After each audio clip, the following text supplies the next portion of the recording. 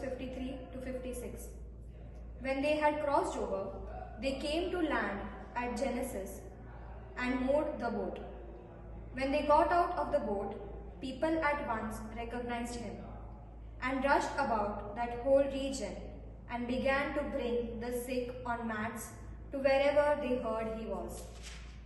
And wherever he went into villages or cities or farms, they laid the sick in the marketplaces and begged him that they might touch even the fringe of his cloak, and all who touched it were healed. This is the word of the Lord. જય ઈસુ વાલા ધર્મજનો, કદાચ કોઈ ઘરમાં માંદું પડ્યું, એ નાનું છોકરું હોય કે મોટા વડીલ હોય, આપણે હંમેશા કયા ડૉક્ટર પાસે જઈશું? જ્યાં આપણને ચોક્કસ ખાતરી હોય કે આ ડૉક્ટર અમને સાજા કરી દેશે, આ ડૉક્ટર એવી દવા આપશે કે જેથી કરીને અમે જલ્દી સાજા થઈ જઈશું. આજના સુસંદેશમાં પણ કંઈક એવું જ થાય છે.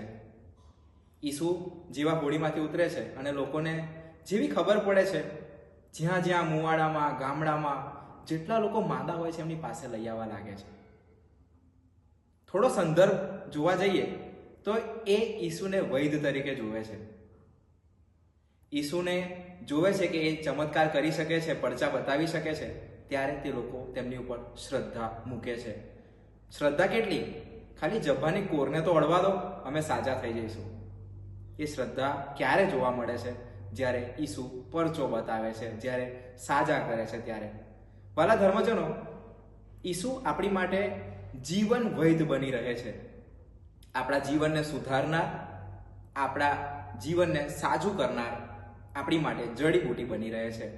કેવી રીતે? પ્રભુવાણીની રીતે. ઘણી બધી સમસ્યાઓ બસ આપણને એમનો હળ બાઇબલમાંથી જ મળી જતો હોય છે. ચલો ને આપણે પણ પ્રભુવાણી વાંચીએ અને એ જીવન વૈદ્ય એવા પ્રભુ ઈસુની તરફ પાછા વળીએ. જય ઈસુ. I see why you are German.